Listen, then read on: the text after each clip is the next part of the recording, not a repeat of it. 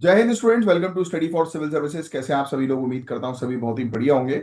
So guys, आज है 31 मई 2025 और आज के करंट अफेयर्स को हम लोग कवर करने वाले हैं। आप में से जो भी स्टूडेंट्स यूपीपीसीएस, यूपीएससी, बीपीएससी या किसी भी स्टेट पीएससी की तैयारी कर रहे हैं तो लेक्चर को एंड तक जरूर देखिएगा, क्योंकि यहाँ पर वो सभी न्यूज हम लोग कवर करते हैं जो आपके एग्जामिनेशन के लिए इंपॉर्टेंट होती है। ये है गाइस ज्ञान सर, और ज्ञान सर का स्पेशल पेड बैच आप लोगों के लिए अवेलेबल है। अगर आप UPPCS, BVSc, UKPSC, RO, ARO, BEO, UP triple SC exam या फिर इवन हरियाणा, राजस्थान या छत्तीसगढ़ पीएससी की तैयारी कर रहे हैं तो तुरंत इस नंबर पर कॉल करें, एग्जाम के बारे में बताएं और बैच को ज्वाइन करें, क्योंकि यहाँ पर जीरो से लेकर सिलेक्शन तक की प्रॉपर तैयारी होती है। और यह है आज के टॉपिक जिनको हम लोग एक एक करके कवर अप करने वाले हैं। मैं हूं आपका एजुकेटर कमलाक्ष झा, और आप अपने साथ पेन और पेपर लेकर बैठिए, टॉपिक को ध्यान से सुनिए जो मैं आपको समझाऊंगा, और जो भी चीज मैं आपको बताऊंगा उसको आपको नोट डाउन करना है। आप लोग के कमेंट्स में देख लेता हूं तो आयुषी सिंह, बहुत बढ़िया, आयुष गुप्ता, समीर भटनागर, ईशा ठाकुर, प्राची वर्मा, प्रीति मिश्रा, दीपांशी, एक सत्वा द वे ऑफ लाइफ करके एक का चैनल है, उन्होंने भी कमेंट किया है आंसर्स। दीपांशी बहुत बढ़िया, दिग्विजय बहुत बढ़िया है। इसी प्रकार से जब मैं क्वेश्चंस पूछता हूं तो उसके आंसर्स आप कमेंट बॉक्स पे जरूर दिया करें। उससे एक रेगुलरिटी, कंसिस्टेंसी आपकी जो है वो डेवलप होती है। चलिए आइए, बिना समय वेस्ट किए हम लोग करेंगे हमारे पहले टॉपिक से शुरुआत। आपको शायद कुछ याद आ रहा होगा, कल मैंने आपको जो है वो एक टास्क दिया था कि आपको एमजेओ के बारे में पढ़ना है, यानी कि मेडन जूलियन ऑसिलेशन के बारे में आपको पढ़ना है। उसी से जुड़ा ये टॉपिक आ गया है। ये आपके ज्योग्राफी के पॉइंट ऑफ व्यू से इंपॉर्टेंट टॉपिक है। तो बिना समय वेस्ट किए आइए इस टॉपिक को हम लोग समझेंगे। तो आपको ऑलरेडी पता होगा मुंबई में इस बार मॉनसून सबसे पहले क्यों आया। कल भी हमने इस टॉपिक के बारे में डिस्कस किया था, और ये भी समझो कि ऐसा हर बार क्यों नहीं होता है ना। हम इस टॉपिक के अंदर ही समझेंगे कि भाई अभी मॉनसून एक बार पहले आया बट हर बार ऐसा क्यों नहीं होता। इसके पीछे है एक साइंटिफिक सुपर हीरो जिसका नाम है मेडन जूलियन ऑसिलेशन। ये है भैया हमारा सुपर हीरो जो कि है एमजेओ, जिसके बारे में आज हम लोग डिस्कस करेंगे। आओ समझते हैं इस कॉन्सेप्ट को बहुत इजी तरीके से। आपने ऑलरेडी पढ़ लिया होगा इस कॉन्सेप्ट के बारे में, है ना। अभी आपको इस कॉन्सेप्ट से रिलेटेड चीजों को अपने पास लिखने की जरूरत नहीं है, क्योंकि ऑलरेडी ज्योग्राफी की हमारी क्लासेस में इस चीज को डिटेल में लिखवाया भी जाता है। तो अभी आपको इससे रिलेटेड नोट नहीं करना है। कल जो आपने पढ़ा, आप देखते हैं कि आपने सही तरीके से एमजेओ को समझा है कि नहीं समझा है। राइट। एमजेओ यानी कि मेडन जूलियन ऑसिलेशन, इसका फुल फॉर्म भी थोड़ा ध्यान में रखना, कई बार कभी कभी स्टेट पीएससी फुल फॉर्म वगैरह पूछ लेती है। सबसे पहला पॉइंट, ये एक ट्रॉपिकल एटमॉस्फेरिक डिस्टर्बेंस है। क्या है ये ट्रॉपिकल एटमॉस्फेरिक डिस्टर्बेंस? मतलब क्या हुआ कि ट्रॉपिकल क्षेत्र में ही हम लोग को ये एमजेओ का इवेंट देखने को मिलेगा, है ना। ट्रॉपिक ऑफ कैंसर से लेकर ट्रॉपिक ऑफ कैप्रिकॉन के बीच में, ध्यान समझना आप। यहां पर बादल, हवा, विंड्स, प्रेशर और रेनफॉल पैटर्न में बड़ा बदलाव होता है। यानी कि जब भी ये चीज होती है, फिनोमिना होता है, तब उस दौरान हमें इन चीजों में जो है वो बड़ा बदलाव क्लाउड, विंड्स, रेनफॉल में देखने को मिलता है, प्रेशर सिस्टम में देखने को मिलता है। अब आपको बता दूं गाइस कि ये सिस्टम 1971 में आइडेंटिफाई किया गया था रोलैंड मेडन और पॉल जूलियन के द्वारा। तो ये दोनों साइंटिस्ट थे कोलोराडो के national centre for atmospheric research के, और इन्होंने इस पर्टिकुलर फिनोमिना को आइडेंटिफाई किया। एमजेओ मूव करता है ईस्टवर्ड इक्वेटर की तरफ से, यानी कि आपको ये इक्वेटर पर जो है वो नजर आएगा और ईस्ट की तरफ जो है ये मूव करेगा, पहला पॉइंट है ना। और हम लोग को देखने को मिलता है कि 30 से 60 दिन में ये कंप्लीट साइकिल करता है, यानी कि पूरे इक्वेटर पर जो है वो चक्कर लगाता है 30 से 60 दिन में। कभी कभी ये 90 दिन भी ले लेता है चक्कर लगाने में। क्या आप बता सकते हो कि एमजीओ किस लैटिट्यूडनल बेल्ट में ऑपरेट करता है? हिंट मैं आपको दे देता हूं, ये बेल्ट जो है वो इंडिया भी इस बेल्ट में इंक्लूडेड है। क्या बता सकते हो कमेंट बॉक्स पे इसका आंसर? यस, फटाक से कमेंट बॉक्स पे जो है वो इसका आंसर जो है वो लिखकर बताओ कि कौन से लैटिट्यूड बेल्ट पर ये मूव करता है। तो ये है आपके सामने इसका आंसर, 30 डिग्री नॉर्थ से लेकर 30 डिग्री साउथ के बीच में ही हम लोग को देखने को मिलता है, जहां पर इंडिया भी आती है। राइट, इसी क्षेत्र में, एरिया में। भाई ट्रॉपिक ऑफ कैंसर होकर गुजरता है ना हमारे यहाँ पे बीच में से। राइट, ट्रॉपिक ऑफ कैंसर जो है वो कौन से लैटिट्यूड पे, कमेंट बॉक्स पे लिख कर बताओ। चलिए, अब इसके अंदर इसके मैकेनिज्म को हम लोग बहुत इजी और सिंपल शब्दों में समझते हैं। इसके अंदर दो मेजर फेजेस होते हैं। अच्छा, अभी तक तो आपको बात समझ में आ गई ना कि ये बेसिकली एक क्लाउड्स का, बादलों का, बारिश का एक पैटर्न है जो 30 डिग्री नॉर्थ, 30 डिग्री साउथ के बीच में जो है वो नजर आता है, और पूरे इक्वेटर में ईस्ट की तरफ जो है ये मूव करता है, और 30 से 90 दिन लेता है पूरे इक्वेटर में मूव करने के लिए। क्लियर? यहां तक बातें समझ में आ रही है ना। हाँ, अब सुनो आगे की कहानी। इसके दो मेजर फेज होते हैं। एक होता है enhanced convention phase, enhance convective phase, sorry, enhanced convective phase, और दूसरा होता है सप्रेस्ड कन्वेक्टिव फेज। तो ये क्या है, आइए इसको समझते हैं। सबसे पहला इनहैंस्ड कन्वेक्टिव फेज, यहां राइजिंग एयर होती है, यानी कि हवा जो है वो ऊपर की तरफ जाती है, क्लाउड्स बनते हैं, बादल बनते हैं, मॉइस्चर ज्यादा होता है, और इस फेज में बारिश और तूफान बढ़ते हैं। दूसरा सप्रेस्ड कन्वेक्टिव फेज, यहां हवा नीचे की तरफ डिसेंड होती है ना। अब जब हवा नीचे की तरफ आएगी, ड्राइनेस बढ़ती है, सूखापन होता है। इस फेज में बादल और रेनफॉल दोनों कम हो जाते हैं। तो इसके दो फेज होते हैं, एक फेज के अंदर आपको भीषण बारिश और भीषण तूफान देखने को मिलेगा, दूसरा फेज कन्वेक्टिव जो करंट्स होती है वो नीचे की तरफ आती है, तो इसलिए बादल यहां पर कम होते हैं और बारिश भी बहुत कम होती है। तो इसके दो फेज होते हैं। ये फेज मिलकर पूरे दुनिया में वेट और ड्राई जोन्स में डिवाइड कर देते हैं, यानी कि पूरी दुनिया को ये दोनों फेज, एक तरफ ड्राई होगा तो एक तरफ वेट जोन होगा। अब ऑब्वियस ही बात है कि कहां पर वेट जोन होगा, जहां पर इनहेंस्ड कन्वेक्टिव फेज होगा, इसका एमजे होगा, और कहां पर ड्राई होगा, सूखा पड़ेगा, जहां पर सप्रेस्ड कन्वेक्टिव फेज होगा। That's it, as simple as that. अब सुनो, क्या क्या चीजें हम लोग को जो है वो देखने को मिलती है जिसके कारण से ये पूरी एमजीओ की एक्टिविटी होती है। पहला, अगर इंडियन ओशियन या पैसिफिक ओशियन में टेम्परेचर ज्यादा हो तो एमजीओ स्ट्रांग बनता है। क्यों? क्योंकि टेम्परेचर ज्यादा होगा, हवा ऊपर की तरफ जाएगी, इवेपोरेशन होता है ना, सिंपल कॉन्सेप्ट है। हवा ऊपर की तरफ जाएगी, क्लाउड बनेंगे, तो इनहेंस्ड कन्वेक्टिव फेज चालू हो जाएगा और उसमें बारिश और तूफान होती है। जहां पर ज्यादा मॉइस्चर होने पर भी कन्वेक्टिव कन्वेक्टिव स्ट्रांग होता है। मैंने आपको बताया ना, मॉइस्चर मॉइस्चर भी कन्वेक्टिव को स्ट्रांग जो है वो करता है ना, वो भी टेम्परेचर से ही रिलेटेड है। और विंड पैटर्न की बात करें तो जोनल विंड्स अगर फेवर करें तो एमजीओ जल्दी मूव करता है, क्योंकि हवा जो है वो क्लाउड्स को आगे की तरफ जो है वो ढके रहेगी। फिर एल नीनो का convention, El Nino directly MgO को ट्रिगर नहीं करता, but strong El Nino years में एमजीओ भी एक्टिव हो सकता है। पर याद रखो, एल नीनो इंडिया के लिए मॉनसून स्पॉइल कर सकता है। पता है ना आपको, जब भी एल नीनो आता है तब इंडिया के अंदर, मैंने आपको सिखाया हुआ El Nino La Nina, El Nino southern oscillation, इस टॉपिक को पहले पढ़ चुके हैं हम लोग। तो आप लोग ने अगर ज्योग्राफी पे ध्यान दिया होगा तो आपको पता है कि एल नीनो जब इंडिया के अंदर आता है तो इंडिया में सूखा पड़ जाता है, और ला नीना जब होता है तो इंडिया के अंदर बाढ़ आती है। तो कॉन्सेप्ट क्लैरिटी जो है वो बहुत ज्यादा जरूरी होती है इसमें। तो एमजे और एल नीनो सदर्न ऑसिलेशन, ये दोनों मॉनसून इन्फ्लुएंसिंग सिस्टम है गाइस। लेकिन एल नीनो सदर्न ऑसिलेशन और सीजनल है कंपेयर टू एमजेओ। अगर क्वेश्चन आता है आपसे, ऐसा क्वेश्चन पूछेंगे, पता है कि एमजेओ जो है और एल नीनो सदर्न ऑसिलेशन जो है, राइट, तो इन दोनों में से कौन सा जो है वो शॉर्ट टर्म है। तो एमजेओ शॉर्ट टर्म फिनोमेना होता है, और एल नीनो सदर्न ऑसिलेशन ये सीजनल बेसिस पर होता है, ये थोड़ा लंबा होता है। समझे आप? तो ये चीज जो है वो थोड़ी सी ध्यान में रखिएगा। ठीक है।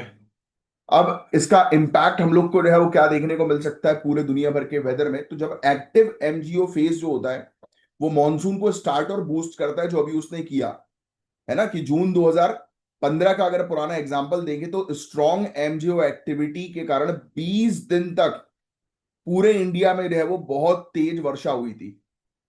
इवन एमजीओ का जो एक्टिव फेज जो होता है वो साइक्लोन्स के लिए फेवरेबल होता है, उससे जो है वो भवंडर तूफान आ जाते हैं। फिर बारिश के बीच में जो गैप्स होते हैं ना, या तो ब्रेक या एक्टिव स्पेल्स, उसमें एमजेओ का भी बड़ा रोल हम लोग को जो है वो देखने को मिलता है, बारिश के गैप के बीच में भी। तो एमजीओ का ही सिर्फ इंडिया तक लिमिटेड नहीं है, ये यूएसए, यूरोप, ऑस्ट्रेलिया में भी जेट स्ट्रीम्स पर इफेक्ट डालता है। बाढ़ आ जाती है, हीट वेव्स हो सकती है, कोल्ड वेव्स हो सकती है मिड लैटिट्यूड्स में। तो ये पूरे दुनिया भर के ग्लोबल जो वेदर सिस्टम है उसको इम्पैक्ट जो है वो करता है, अफेक्ट जो है वो करता है। तो इंडियन मेट्रोलॉजिकल डिपार्टमेंट के डेटा के अकॉर्डिंग मई 2024 में एमजेओ इंडियन ओशियन के ऊपर फेज 4 में एंटर हुआ, और इस फेज में जो एम्पलीट्यूड जो था वो हम लोग को बहुत ही स्ट्रॉन्ग एक्टिविटी देखने को मिली, कि जिसने रिकॉर्ड जो है वो करवाई, राइट। तो एक स्ट्रॉन्ग एमजीओ की एक्टिविटी हम लोग को जो है वो पहले देखने को ऑलरेडी मिल चुकी है। केरल ने 8 दिन पहले और मुंबई ने 14 दिन पहले मॉनसून रिसीव किया, उसके पीछे एमजीओ का एक बड़ा रोल हम लोग को देखने को मिला है, राइट। तो ये फैक्ट थोड़े से आपको ध्यान में रखना है। तो ये एक डायनेमिक वेदर सिस्टम है, और सिर्फ मॉनसून के टाइमिंग से ही एसोसिएटेड नहीं, बल्कि रेनफॉल के डिस्ट्रीब्यूशन से भी एसोसिएटेड है, साइक्लोन से एसोसिएटेड है, इवन क्लाइमेट वेरिएबिलिटी को इन्फ्लुएंस करता है ना। तो ये काफी इंपॉर्टेंट टॉपिक था, एमजेओ के बारे में एक अच्छी जानकारी आपको होनी चाहिए थी। तो ये ज्योग्राफी के फिनोमिनाज है। और अब आपको समझ में आ गया कि मुंबई के अंदर जो, या फिर अपन देख रहे हैं कि इंडिया में जो मानसून जल्दी आया है, उसके पीछे एमजेओ का भी एक बहुत इंपॉर्टेंट रोल है, जिसके बारे में हल्का सा कल हमने डिस्कस तो किया ही था। चलिए आइए नेक्स्ट जो टॉपिक है, सुनो पहले ध्यान से। अगर आपसे बोला जाए कि आपका एड्रेस सिर्फ एक पिन कोड नहीं, बल्कि एक जियो कोड डिजिटली आइडेंटिटी बन सकता है, तो क्या आप मानेंगे? मतलब हम जनरली अपने एड्रेस बताते हैं, वो बोलते हैं कि पिन कोड है ना, अपना पिन कोड देते हैं। बट एक्चुअल में अब डिजिटली जो है वो हर एक पर्सन का घर जो है वो जियो कोडेड डिजिटल आइडेंटिटी बनता जा रहा है, यानी कि हर एक एरिया जो है वो जियो कोडिंग में हम लोग इसको शामिल कर रहे हैं। तो ये इंडिया अब एक नए डिजिटल रेवोल्यूशन के दौर से गुजर रहा है, जिसका नाम है डिजी पिन और know your pin code initiative. लिख लेना, know your digi pin and know your pin code initiative. लिख लो भैया, ये बहुत इंपॉर्टेंट है, 90% से ज्यादा चांसेस है एग्जाम में इससे रिलेटेड क्वेश्चन आएगा। ध्यान समझना, मिनिस्ट्री ऑफ कम्युनिकेशन के डिपार्टमेंट ऑफ पोस्ट ने दो नए प्लेटफॉर्म्स लॉन्च किए हैं, know your digi pin and know your pin code. तो लिख लेना, डिपार्टमेंट ऑफ पोस्ट के द्वारा लॉन्च किए गए हैं ये दो नए डिजिटल प्लेटफॉर्म्स। बात ध्यान समझना, ये दोनों initiatives national geo spatial policy 2022 के अंडर आए हैं, ये भी लिख लीजिएगा। और इसका मेन ऑब्जेक्टिव क्या है कि इंडिया के एड्रेसिंग सिस्टम को मॉडर्नाइज करना। हमारे यहाँ पे जो एड्रेस वाला सिस्टम है ना, हर एक व्यक्ति का, हम किसी को भी एड्रेस देते हैं तो उस पिन कोड के साथ, पोस्ट ऑफिस के साथ देते हैं, है ना। तो उसको हम मॉडर्नाइज कर रहे हैं, स्पेशली गांव क्षेत्रों में और ऐसे एरियाज में जो इनएक्सेसिबल है। तो ये step basically digital governance, efficient service delivery और इंफ्रास्ट्रक्चर मॉडर्नाइजेशन के अंडर आएगा। आओ डिटेल में समझते हैं बड़े इंटरेस्टिंग से टॉपिक को कि ये नो योर डिजिपिन है क्या, क्या है ये सिस्टम। तो देखो, सटीक जियो कोड एड्रेसेस प्रोवाइड करना लैटिट्यूड लॉन्जिट्यूड ग्रिड से।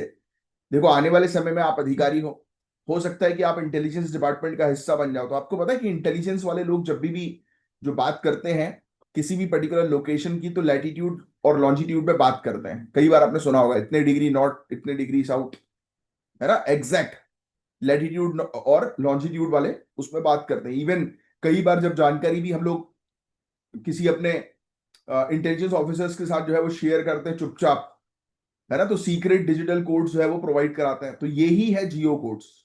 अब बोल रहे हैं कि हर एक पर्सन का जो एड्रेस है वो डिजी कोड में जो है वो कन्वर्ट किया जा रहा है, या उसको डिजी कोड के बारे में पता होना चाहिए, राइट। कि आपका एड्रेस जो है वो, इट इज नॉट अबाउट कि आपने हाउस नंबर लिख दिया और ये स्ट्रीट लिख दी, वो लिख दिया, पिन कोड डाल दिया, नहीं। अब से अब डिजी कोड भी है वो आपका आएगा कि आपका एक्चुअल घर किस लैटिट्यूड किस लॉन्जिट्यूड में है। समझ रहे हो? तो कितना एफिशिएंट हो जाएंगी चीजें। आज की डेट में भी कई बार लोगों को पर्टिकुलर एक एड्रेस मिल नहीं पाता है, एड्रेस होने के बावजूद। बट आप सोचो कि सैटेलाइट सिस्टम के माध्यम से अगर आपको एक्यूरेट लैटिट्यूड और लॉन्जिट्यूड किसी का पता होगा, तो आप उस जगह तक आराम से पहुंच सकते हो, सर्विस उस जगह पर आराम से पहुंच सकती है ना। तो ये बहुत शानदार इनिशिएटिव है। ये system India post, IIT Hyderabad, ISRO ने मिलकर जो है वो डेवलप किया है। तो ये फैक्ट भी आप लिख लेंगे। डिपार्टमेंट ऑफ पोस्ट ने लॉन्च किया किसके साथ? आईआईटी हैदराबाद, एनआरएससी, इसरो के कोलैबोरेशन के थ्रू।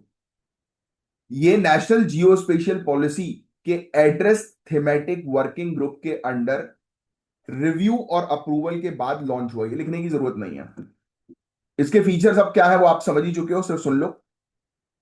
इसमें हम लोग ओपन सोर्स ग्रिड बेस्ड जियो कोड डिजिटल एड्रेस सिस्टम तैयार कर रहे हैं।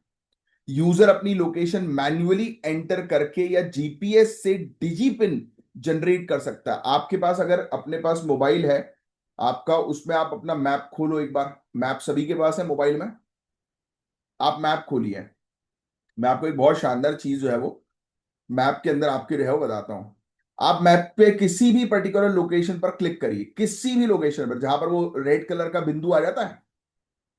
आप देखना जरा गौर से, किसी भी लोकेशन पर आपने रैंडमली क्लिक किया तो ऊपर सर्च पे जो है वो ऐसा कुछ कोड दिखाई देगा आपको। जैसे कि मैंने अभी क्लिक किया तो मुझे दिख रहा है 23.213 438 कॉमा 77.428 ऐसा करके मेरा जो है वो एक वो देखने लगा मुझे।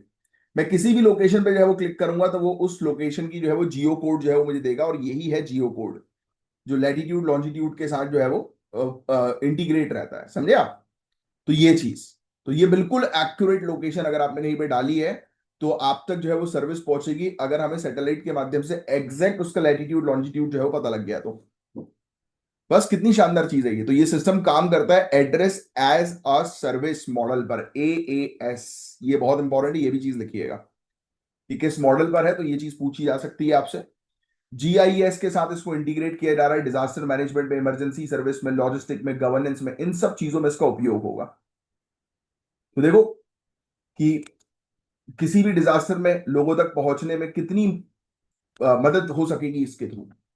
अब नो योर पिन कोड गोल है, जो हमारा जैसे पिन कोड होता है ना, जैसे कि कोई भी ले लो आप अपना पिन कोड, जैसे मेरा जो है 462039 है ना। तो जो एग्जिस्टिंग 6 डिजिट का पिन कोड सिस्टम है उसको टेक्नोलॉजिकली रिफाइन कर किया जा रहा है एडवांस जियो स्पेशियल टूल्स की मदद से। ये है नो योर पिन कोड। इसके अंदर GNSS बेस्ड मैपिंग यानी कि global navigation satellite system based mapping का उपयोग ये लोग जो है वो कर रहे हैं, ये भी लिख सकते हो आप। और लगभग 1.5 लाख पिन कोड बाउंड्रीज को रीडिफाइन करने के लिए जियो फेंसिंग यूज किया जा रहा है। Real time pin code mapping अब पॉसिबल है। फिर इसके अलावा पिन कोड की बात करें तो पिन कोड जियो स्पेशियल डेटा अब ओपन गवर्नमेंट डेटा प्लेटफॉर्म से जियो GSON फाइल फॉर्म में अवेलेबल है। इसका यूज हो रहा है पोस्टल डिलीवरी एक्यूरेसी में, ई कॉमर्स लॉजिस्टिक ऑप्टिमाइजेशन में, इमरजेंसी सर्विसेज को इंप्रूव करने में, वेरीफाइड एड्रेस को जो है वो बिजनेसेस के लिए, सिटीजन्स के लिए जो है वो देखने में, है ना। तो यूज हो ही रहा है आज आज की डेट में, देखो ना आप, क्योंकि ये सब चीजें बहुत जरूरी है। आप कोई भी अपना प्रोडक्ट अगर आज की डेट में जो है मंगाते हो तो प्रोडक्ट आपके घर पर तभी पहुंचेगा जब आपकी एक्यूरेट लोकेशन जो है वो होगी, है ना। कई केसेस में गांव तक हम लोग को प्रोडक्ट पहुंचाना पड़ता है, तो गांव के पास पर्टिकुलर एड्रेस नहीं होते, क्योंकि आप अगर गांव में रहते हैं या आपका कोई गांव होगा तो आपको पता है कि वहां पे पता है क्या रहता है सिस्टम। आपको बस गांव का नाम लिखना रहता है, अपना नाम लिखना रहता है, फिर वो वहां का जो लोकल पोस्टमैन होगा वो आपको ढूंढता हुआ आपके नाम से आएगा। सोचो ये कितनी खतरनाक चीज हो सकती है। कोई नया व्यक्ति तो वहां पर फिर मिल ही नहीं पाएगा। जानकारी होगी लोगों को कि आप वहां पर रह रहे हो, कोई नया व्यक्ति गांव में गया तो उसको तो कोई जानेंगे ही नहीं नाम से, फिर कैसे फाइंड आउट करोगे आप? बट ये जियो जो मैपिंग हो रही है उसके थ्रू कितना इजी हो जाएगा चीजें। तो बहुत बढ़िया चीज है ये डिजी पिन, है ना। तो डिजिटल इंडिया को बूस्ट मिलेगा इससे, एक्यूरेट एड्रेस मैपिंग होगी, है ना। Better health care, education, e governance, disaster response में मदद करेगा, डुप्लीकेशन को रिड्यूस करेगा, जो गड़बड़ी होती है कई बार गवर्नमेंट के रिकॉर्ड में एड्रेसेस को लेकर उसको ठीक कर देगा, क्योंकि हर एक व्यक्ति का जो है वो एक प्रॉपर लैटिट्यूड लॉन्जिट्यूड के आधार पर जो है वो एड्रेस फिक्स रहेगा। तो बस यही चीज है, ये बहुत बेहतरीन चीज डिपार्टमेंट ऑफ पोस्ट की तरफ से जो है वो अपग्रेड की जा रही है एड्रेसिंग सिस्टम में। तो ये था ओवरऑल टॉपिक गाइस, होपफुली आपको चीज समझ में आई होंगी। अब ध्यान समझना, क्या आपको लगता है कि हम सिर्फ मार्क्स के लिए पढ़ रहे हैं या जिंदगी के लिए सीख रहे हैं? बताओ मुझे, क्या लगता है आपको कि हम जो पढ़ाई कर रहे हैं वो मार्क्स के लिए, मैं आप लोग की बात नहीं कर रहा इन जनरल, जैसे बच्चे स्कूल में जो है वो मार्क्स के लिए पढ़ रहे हैं, क्योंकि आप लोग तो ऑब्वियसली अपना करियर बना रहे हो, तो आपकी फाइट जो है वो ऑब्वियसली मार्क्स के लिए तो है ही, क्योंकि मार्क्स स्कोर आपको करना है, बट आपकी फाइट अपने खुद के साथ होती है। और सिविल सर्विसेज की तैयारी जो है इट्स नॉट अबाउट एकेडमिक्स की तैयारी, कॉम्पिटेटिव एग्जामिनेशन है, ये आपका करियर बनाएगा। स्कूल में जनरली क्या होता है पता है कि भाई, जैसे मैं अपनी बात करूं, मेरा तो ऑब्जेक्टिव था भाई कि जैसे जैसे करके पास हो जाओ भाई, बस खेल खत्म, टेंशन लेना ही नहीं। हम लोग रटते थे, है ना। आज की डेट में ये सब चीजें तो चेंज की जा रही है नेशनल एजुकेशन पॉलिसी या न्यू एजुकेशन पॉलिसी के तहत, जिसमें एक्स एक्सपीरियंशियल लर्निंग की बात जो है वो हो रही है। ये एक ऐसा मॉडल है जो रट्टू तोते वाली जो लर्निंग से निकल के स्टूडेंट्स को रियल वर्ल्ड के लिए तैयार करता है। और ऑब्वियस बात है कि बचपन में सिर्फ रट्टू तोता ही जो है वो देखा गया है। आई थिंक आपको पता होगा, आपने भी शायद बचपन में बहुत सारी चीजें रटी होंगी, है ना। तो रटना इज, और मैं आपको हमेशा ये सिखाता ही हूँ लेक्चर के, आप हर लेक्चर के मेरे स्टार्टिंग में सुनेंगे तो मैं एक ही चीज बोलता हूँ कि आप कंसेप्ट को सुनने पर फोकस करें, समझने पर फोकस करें, मैं जो बोल रहा हूँ उस पर फोकस करें। सुनिए मेरी बात ध्यान से, जो मैं समझा रहा हूं, तब आपको उससे रिलेटेड क्लैरिटी जो है वो मिलेगी। तो अभी एक नेशनल न्यूज़पेपर ने इंडिया के एग्जाम ओरिएंटेड एजुकेशन सिस्टम की आलोचना करी। इसने रिकमेंड किया है कि हम अपनी रट्टू तोता वाली टीचिंग को छोड़कर मूव करें भाई, जो दुनियादारी ये रियल चीजें हैं उस पर फोकस करें, है ना। तो ये रिकमेंडेशन नेशनल एजुकेशन पॉलिसी 2020 के गोल से बिल्कुल अलाइंड है, जहां फोकस किया जाता है क्रिटिकल थिंकिंग के ऊपर, प्रैक्टिकल चीजों के ऊपर, स्किल डेवलपमेंट के ऊपर। तो एक्सपीरियंशियल लर्निंग का मतलब जो है वो है क्या, ध्यान समझना। लर्निंग बाय डूइंग, सीखो चीजों को करके। मैं कई बार, आपने सुना होगा मुझसे भी कि मैं कई बार आपको बोलता हूं ये गूगल पे इसकी फोटो देखना, थोड़ा ये सर्च करना, इसके बारे में थोड़ा पढ़ना, क्योंकि जब आप खुद से चीजें करते हो कमेंट बॉक्स पे आंसर लिखो। क्यों? क्योंकि आप जब खुद से करोगे ना तो चीजें आपके लॉन्ग टर्म तक आपको याद रहेंगी, और जो ये चीज कर रहे हैं उनको इसका बेनिफिट डेफिनेटली मिल ही रहा होगा। तो ये जो एक्सपीरियंशियल लर्निंग जो होती है गाइस, ये एक लर्नर सेंट्रिक अप्रोच है, जहां स्टूडेंट्स थ्योरी के साथ साथ अपने एक्सपीरियंसेस से नॉलेज बनाते हैं। इसलिए मैं आपको अक्सर बोलता हूँ कि जो लिखा हुआ है दैट इज नॉट इंपॉर्टेंट, जो मेन रियल वर्ल्ड में जो चीज चल रही है उसके साथ चीजों को कनेक्ट करोगे ना तो आपको और चीजें ध्यान से क्लियर होंगी। जब आप मेरे लेक्चर सुनते होगे तो उसमें मैं काफी सारे अपने भी एग्जांपल्स देता हूँ, अलग अलग टाइप के एग्जांपल्स देता हूँ। उससे आपको क्लैरिटी मिल जाती है कि हाँ ये टॉपिक इससे रिलेटेड, ओके, समझे आप। अब ये डेविड कॉल्ब की थ्योरी है, इसमें 4 स्टेप्स होते हैं। ये डेविड कॉल्ब भाई साहब हैं, तो इनकी एक्सपीरियंशियल लर्निंग थ्योरी है, चाहो तो इनका नाम लिख लो, स्टेट पीएससी पूछ सकती है इनका नाम। Concrete experience, real world situation face करना। आपने कई बार देखा होगा मैं आपको रियल चीजों के बारे में जो है वो जानकारी देता हूं, है कि नहीं, इससे कि आपको और क्लैरिटी मिलती होगी किसी टॉपिक से रिलेटेड। इसको बोलते हैं कॉन्क्रीट एक्सपीरियंस। क्या बोलते हैं? Concrete experience. दूसरा है रिफ्लेक्टिव ऑब्जर्वेशन, कि अपने एक्सपीरियंसेस पे सोच रहा। मैं आपको कई बार आपको सोचने पर ही मजबूर करता हूं, है ना, जिससे आपको क्लैरिटी मिले पढ़ने में, कि भाई सोचो अगर आपके साथ ऐसा होता तो क्या होता, है ना। कई बार आपने देखा होगा मैं आपको सिचुएशन में डालता हूं पढ़ाते पढ़ाते। तीसरा है एब्स्ट्रैक्ट कंसेप्चुअलाइजेशन, नए कंसेप्ट बनाना बेस्ड ऑन सोच, कि आपकी क्या राय है। कई बार सुना होगा आपने, जब मैं आपसे पूछता हूं कि आपकी राय मुझे कमेंट बॉक्स पे लिख कर दो, ये है एब्स्ट्रैक्ट कंसेप्चुअलाइजेशन। और चौथा है एक्टिव एक्सपेरिमेंटेशन, नए कंसेप्ट को अप्लाई करना नई सिचुएशन में।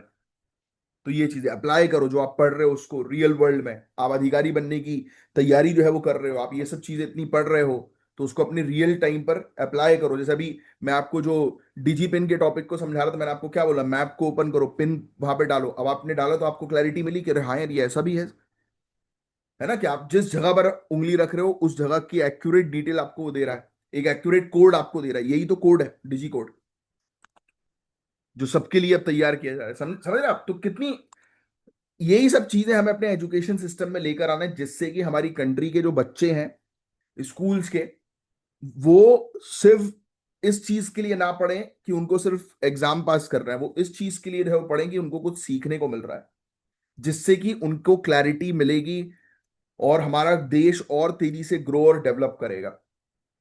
तो स्कूल अभी भी फोकस करते हैं फैक्ट्स याद करने के ऊपर। एसर 2023 ने बताया कि students practical application based questions में फेल हो रहे हैं। प्रैक्टिकलिटी है नहीं लोगों को, जो पढ़ लिया रट लिया हो गया। इसलिए कई बार आपने शायद देखा भी होगा, किसी के बारे में बोलना सही नहीं है, बट मैंने पर्सनली जो ऑब्जर्व किया है कि जो स्कूल के टॉपर्स होते हैं ना, जो जो मेनली सिर्फ उनका ध्यान सिर्फ रटना, पढ़ाई करना, मार्क्स में जो है वो रहता है बस, वो एक्चुअल में रियल लाइफ में फेल हो जाते हैं। और आप देखना कि स्कूल का एक एवरेज स्टूडेंट जो सब करता था, मस्तीखोरी करता था, पढ़ाई भी करता था या करती थी, तो देखना आप, उनको दुनियादारी का एक्सपीरियंस हो चुका तो होता है, और फिर लाइफ में फिर उनको कोई बेवकूफ नहीं बना सकता, वो आगे बढ़ते हैं। तो अगर आपके, अगर स्कोर आपकी एकेडमिक्स में कम है, मैं तो बोलता हूँ 50% है आपके, 40% बस मार्जिन से पास हुए, तो टेंशन मत लो। अभी भी आपकी इतनी औकात है कि आप सिविल सर्विसेज निकाल सकते हो। बस करना सिर्फ आपको, जिन लोगों ने आपको बोला होगा ना कि अरे यार तुम तो 10वीं फेल हो गए थे, 12वीं फेल तो मूवी भी है भैया, और वो रियल लाइफ के ऊपर बेस्ड है। तो अगर आपको किसी ने बोला होगा अरे यार तुमने तो जिंदगी भर पढ़ाई नहीं करी, तो एक बात समझ लो गुरु, आपने जो भी किया वो वो आपका पास था, बट अब जो आप करोगे वो आपके फ्यूचर के लिए करोगे। तो अपनी पुरानी चीजों को भूलो, कि भले ही आप कितने भी फेलियर रहे हो अपने स्कूल की लाइफ में, अपने कॉलेज की लाइफ में, मैटर नहीं करता। बट अब आपको मेहनत करके आगे बढ़ना है, और सही अप्रोच के साथ, सही गाइडेंस में। उसके लिए हमेशा मैंने आपको बोला है कि कांटेक्ट करो, फोन लगाओ, देखो आपके सामने नंबर्स दिए हैं, फोन लगाओ तुरंत, कांटेक्ट करो, कोर्सेज को ज्वाइन करो, रेगुलर बेसिस पर पढ़ो, अपने ऊपर काम करो। और सिर्फ पढ़ना नहीं, अपने ऊपर काम करना है, अधिकारी बनना है आपको। Rural versus urban, private versus public school का बड़ा गैप है। पुअर इंफ्रास्ट्रक्चर होते हैं बच्चों को पढ़ने के लिए। अब इवन ट्रेन टीचर्स नहीं है, टीचर्स भी ऐसे हैं कि भाई जिनको कॉन्सेप्ट खुद ही क्लियर नहीं है, बन गए वो टीचर है।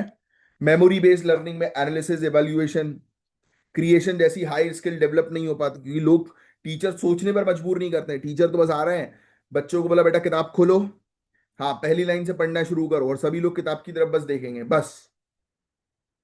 और ये ऐसा करवा के टीचर ने पढ़ा दिया, टीचर का हो गया। भैया समझाओ तो बच्चे को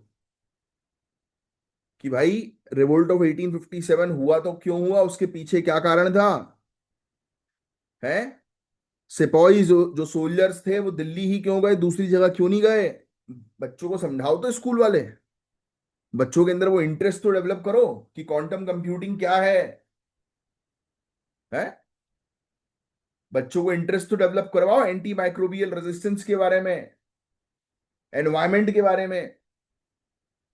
बट ऐसा नहीं हो रहा है, क्योंकि क्रिटिकल थिंकिंग नहीं कंडक्ट करवाई जा रही है सभी स्कूलों में। फिर गार्डनर्स थ्योरी के अकॉर्डिंग हर स्टूडेंट्स का लर्निंग स्टाइल अलग होता है। एक्सपीरियंशियल लर्निंग ये डाइवर्सिटी को एड्रेस करता है, क्योंकि आप अपने एक्सपीरियंस के हिसाब से पढ़ोगे ना। हर एक इंसान, हर एक बच्चा जो है ना वो अलग है सोचने के लिए। किसी का हर एक, जैसे आपकी भी मैं आपको बात करूं तो मल्टीपल एग्जांपल्स इसलिए देता हूं कि आपको वो चीजें हिट कर जाए। मैं आपको सोचने के लिए मजबूर करता हूं कि आप रियल लाइफ में अपने बारे में सोचो, अपने आसपास चीजों को देखो। तो आपको अभी मैंने आपको बताया था लास्ट टॉपिक में कि गांव के एड्रेस कैसे होते हैं, आपने तुरंत क्लिक किया होगा हाँ यार बात तो सही है, एड्रेस तो ऐसे होता है। तो उससे कितनी दिक्कतें हो सकती, कोई नया व्यक्ति गांव में आ गया तो, है कि नहीं, समझे। This is the clarity. तो आई थिंक कि आप रट्टू तोते वाली लर्निंग तो करते नहीं होगे, इसलिए मैं हर लेक्चर के स्टार्टिंग में यही बोलता हूँ कि मेरी बात को ध्यान से सुनो, जो बोल रहा हूँ ये जो लिखा विखा ये सब छोड़ो। जो काम की चीज है वो मैं आपको लिखवा दूंगा, बट मेरी बातों पर फोकस करो, तो that will going to help you. ये गार्डनर की थ्योरी भैया। अब सुनो, कुछ मॉडल्स हैं जैसे फ्लिप्ड क्लासरूम, स्टूडेंट्स घर पे कंसेप्ट समझते हैं और क्लास में डिस्कशन और प्रॉब्लम सॉल्विंग करते हैं। तो ये बेसिकली कुछ अप्रोचेस होती हैं फ्लिप्ड क्लासरूम जैसी, कि भाई घर पर कंसेप्ट समझ के आओ और फिर स्कूल में डिस्कस करो। फिर एक होती है एनवायरमेंटल स्टडीज, साइंस के एक्सपेरिमेंट्स या ग्रुप एक्टिविटीज। इससे स्टूडेंट जो है वो रियल लाइफ एक्सपीरियंसेस से सीखते हैं। होता है ना स्कूल्स वगैरह में लेबोरेटरी होती है, आप वहां पे जाते हो, एक्सपेरिमेंट्स करते हो हैं? फिर इसके अलावा एनवायरमेंट स्टडीज के लिए आप बाहर जो है वो जाते हो, अलग अलग प्रकार के पेड़ देख रहे हो, कॉन्सेप्ट्स को समझ रहे हो। क्योंकि जो चीज आप देखते हो ना उससे जल्दी आप सीखते हो। जैसे मूवीज होती है, मूवीज का तो आपको एक एक डायलॉग याद हो जाता है गाना कोई एक बार आपने सुना, उसके गीत जो है वो गुनगुनाने लगते हो। बट वो चीज पढ़ाई में क्यों नहीं हो रही है, वो इसलिए नहीं हो रही है क्योंकि पढ़ाई को आप सिर्फ पढ़ाई की तरह देखते हो। आपको इसको समझने की तरह देखना पड़ेगा कि गजब यार क्या समझने को मिला आज, वाह है कि इस तरीके की चीज चल रही है, वाह क्या चीज समझी हमने। ऐसा इंटरेस्ट डेवलप करो ना। हिस्ट्री हिस्ट्री लोगों के लिए बोरिंग होती है, बट मैं आपको गारंटी देता हूं कि हिस्ट्री से अच्छा सब्जेक्ट कोई और है ही नहीं। लोगों को बोर लगता था, मुझे भी लगता था बचपन में अपने, क्योंकि टीचर पढ़ाते ही वैसा थे कि नींद ही आ जा रही है हिस्ट्री की क्लास में। क्यों, उनने बोल दिया कि स्टार्टिंग से लेकर एंड तक उंगली रख रख के बस पढ़ लो। समझाओ तो भाई, इंटरेस्ट तो डेवलप करो।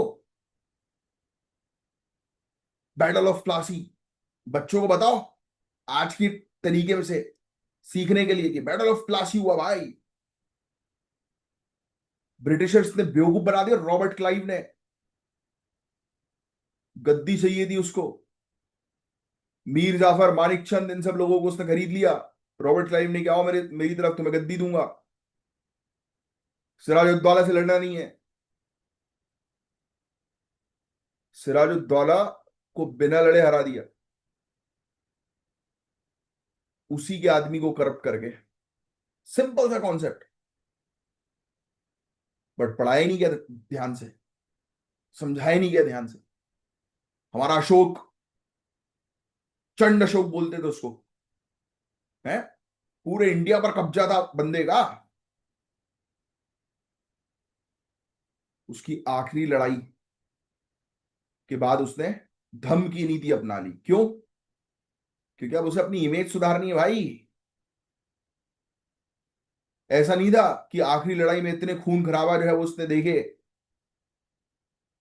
तो उसको लगा कि अरे भाई अब बस, अब बौद्ध धर्म की तरफ आगे बढ़ेंगे। नहीं, वो डिटरेंस पॉलिसी थी। ये तो है सिविल सर्विसेज के पॉइंट ऑफ व्यू से कंसेप्ट, बट समझने के लिए उस तरीके से समझाना is very important.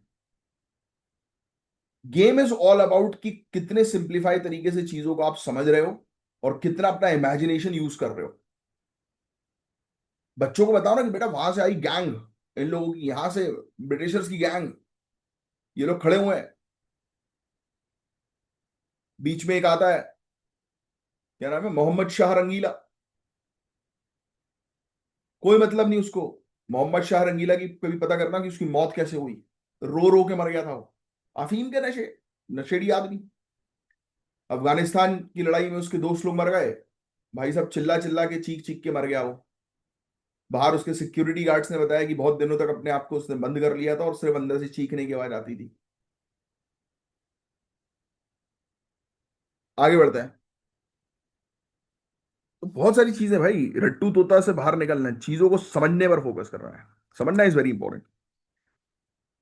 Peer pressure भी कई बार होता है। चैलेंजेस ये हैं एक्सपीरियंशियल लर्निंग के, इमोशनल फैक्टर्स होते हैं, कल्चरल डायनेमिक्स को ये मॉडल कभी कभी कैप्चर नहीं कर पाता। गांव क्षेत्रों में लेबोरेटरीज नहीं है, पीने के पानी की सही सुविधा ही नहीं है ट्रेन टीचर्स का तो शॉर्टेज अभी भी है। ट्रेन टीचर छोड़िए, teaching is a skilful job, उसके लिए स्किल्स चाहिए भाई। और स्किल्स डेवलप की जा सकती है ट्रेनिंग के थ्रू। बट लोग करना नहीं चाहते कि एक बार भाई उन लोगों को बता अरे सैलरी तो मिलनी है ना, छोड़ो। भाई चीजें सैलरी की नहीं होती है, चीजें होती है आपकी आइडेंटिटी की। आपके भी स्कूल में कॉलेज में आपके कोई फेवरेट टीचर होंगे, कोचिंग में कोई फेवरेट टीचर होंगे। क्यों?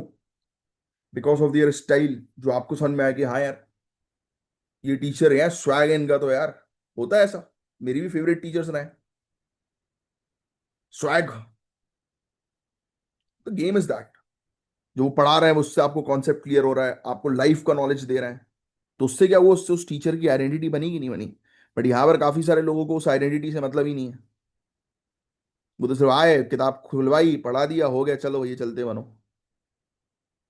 तो ऐसे लोगों को कभी ये वाली जॉब करनी ही नहीं चाहिए। ऐसे लोगों को फिर या तो दुकान खुलवा दो, उनको बोलो कि भाई तुम्हें अगर बैठना ही है तो दुकान में बैठो बढ़िया, तुम बिस्किट कुरकुरे रहो बेचो, अगर यही करना है तो। बट उस पर भी वो फेल हो जाएंगे क्योंकि इंटरेस्ट ही नहीं है ना। दुकान में बैठने का काम भी आसान नहीं है भाई। मैं अपने पिताजी को देखता हूँ, सुबह 9 बजे से लेकर रात में 11 बजे तक जो है वो आपको कस्टमर्स को एंटरटेन करना रहता है। नेक्स्ट,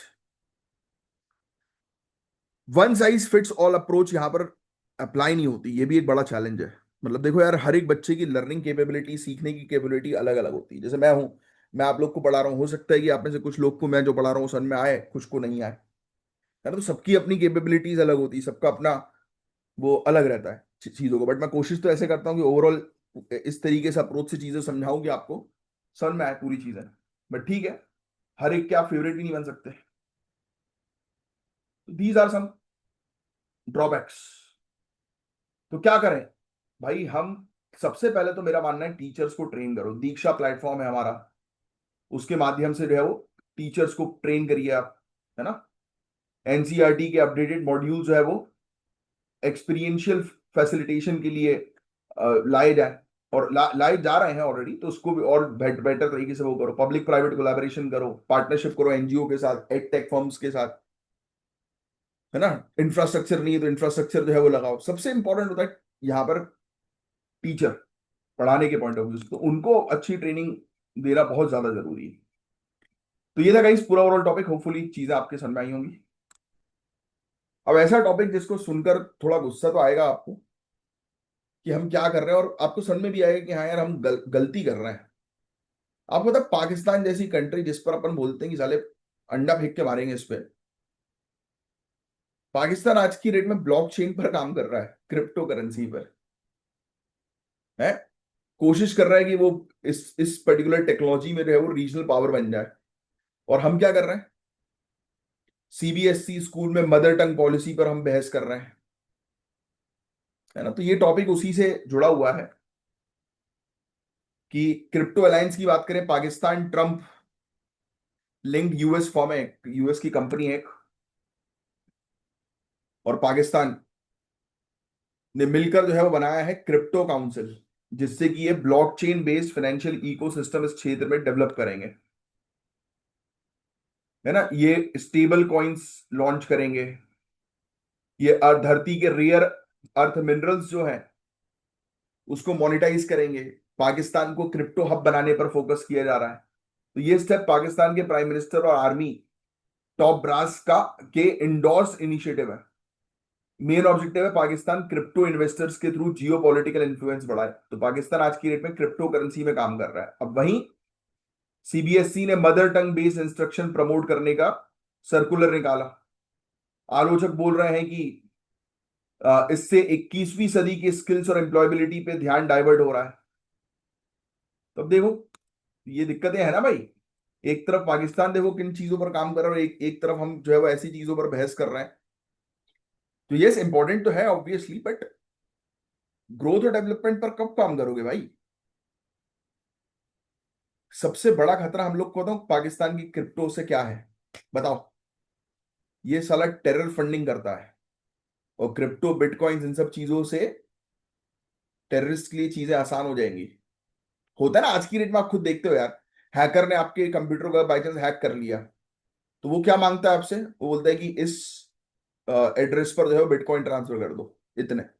बोलो हाँ या ना, यही होता है ना। क्रिप्टो क्रिप्टो ट्रांसफर करने की बात करता है, क्योंकि उसमें आइडेंटिटी रिवील नहीं हो पाती, क्योंकि वो बहुत ही एंड टू एंड इनक्रिप्टेड चीज भी है, और प्रिवेसी पर ज्यादा ध्यान देता है। तो पाकिस्तान इस पर काम कर रहा है। ये हमारे लिए बड़ी चिंता है कि क्रिप्टो के डिसेंट्रलाइज और एनोनिमस नेचर के कारण हवाला जैसी इलीगल फंड ट्रांसफर इजी हो सकेंगे। क्रिप्टो के ट्रांजैक्शन ट्रेडिशनल बैंकिंग सिस्टम के बियॉन्ड होते हैं, इससे इलीगल पैसे का ट्रांसफर आसान हो जाएगा। यूएस बेस्ड क्रिप्टो इन्वेस्टर से पार्टनरशिप करके पाकिस्तान रीजनल डिजिटल नैरेटिव को शेप करने की कोशिश कर रहा है कि इस क्षेत्र में यूएसए भी बड़ा कम खुदा नहीं है, ये भी बहुत शातिर है। यूएसए की अगर हम बात करें, तो एक तरफ इंडिया का भी पूरा साथ दे रहा है, दूसरी तरफ पाकिस्तान के भी पीछे आसपास जो है वो खड़ा हुआ है। बहुत शातिर है ये। यूएसए के साथ हमने हाथ तो मिलाया हुआ है, but the point is that कि यूएसए कब पलट जाएगा किसी को कुछ नहीं पता होता। यूएस बेस्ड क्रिप्टो इन्वेस्टर से पाकिस्तान जब पार्टनरशिप कर लेगा ना, तो वो ग्लोबल लेवल पर इन्फ्लुएंस करने की पोजीशन जो है वो रख सकता है, कि इन्वेस्टर्स अच्छा पैसा लगाते हैं, और फिर वो सिर्फ इन्वेस्टमेंट नहीं देंगे, टेक्नोलॉजी भी देंगे ना। इंडिया का डायस्पोरा अभी भी ट्रेडिशनल आईटी टेक सेक्टर्स में है, जबकि पाकिस्तान क्रिप्टो डिप्लोमेसी के थ्रू वॉशिंगटन में नए नेटवर्क्स बिल्ड कर रहा है। तो ये एक चिंता वाली विषय है आज की डेट में। देखो, ये पूरी चीज जो मैंने भी आपको बताई। अब इंडिया क्या प्रिपेयर कर रहा है, तो पहली चीज तो हम कुछ प्रिपेयर नहीं कर रहे भाई। गवर्नमेंट ने क्रिप्टो पे 30% टैक्स प्लस 1% टीडीएस लगाया है, बोलो हाँ या ना। हमने टैक्स तो लगा दी है, बट क्या कोई लीगल फ्रेमवर्क है इससे रिलेटेड, क्या कोई कानून है, नहीं है अभी तक। कोई भी कॉम्प्रिहेंसिव कानून नहीं है। चाहो तो ये लिख सकते हो वाला पॉइंट, कि क्रिप्टो से रिलेटेड कोई लीगल फ्रेमवर्क नहीं है, कोई लीगल कानून नहीं है। बट हाँ, जहां बारी आ रही है रेवेन्यू कलेक्ट करने की, तो हमने 30% टैक्स और 1% टीडीएस लगाया है। इंडिया में 100 मिलियन से ज्यादा क्रिप्टो यूजर्स हैं, लेकिन कोई सेंट्रल रेगुलेटर नहीं है। तो रिस्क है स्कैम होने का, कंज्यूमर की आप कहीं कंप्लेन ही नहीं कर सकते। अगर फॉर एग्जांपल आपने अपने वॉलेट पे कोई बिटकॉइन जो है वो ले लिया है ना, अचानक से आप सुबह उठे और आपने देखा कि अरे बाप रे, मैंने तो मेरा तो 1 करोड़ का बिटकॉइन जो है वो गायब हो गया। किसको करोगे गुरु कंप्लेन। कोई आपकी कंप्लेन सुनने वाला है नहीं है। आज की डेट में आपके बैंक अकाउंट से 1 करोड़ निकल जाएंगे, आप तुरंत जो है वो बैंक वाले को कॉलर पकड़ सकते हो कि कहाँ है मेरा पैसा, बताओ, जानकारी चाहिए मुझे।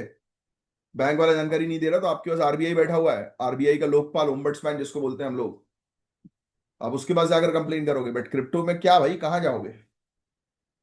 तो ऐसी कोई सेंट्रल रेगुलेटर नहीं है। 900 करोड़ का गेन बिटकॉइन स्कैम एक बड़ा एग्जांपल है, इसमें 900 करोड़ का एक स्कैम ऑलरेडी हो चुका है। पढ़ना आज इसके बारे में। गेन बिटकॉइन केस आज आपका एक टास्क है, पढ़िएगा आज। कोई भी केवाईसी का नॉर्म नहीं है, नो योर कस्टमर कुछ नहीं है वहां पे। तो हाई रिस्क बढ़ता है ना कि किसका अकाउंट क्या अकाउंट है। आरबीआई हालांकि काम कर रही है, सीबीडीसी आपको ऑलरेडी पता होगा, central bank digital currency, digital rupee जिसको हम लोग बोल रहे हैं। तो उस पर ऑलरेडी काम जो है वो किया जा रहा है, बट क्लियर डायरेक्शन में नहीं काम हो रहा है। तो बहुत सारी चीजें हैं।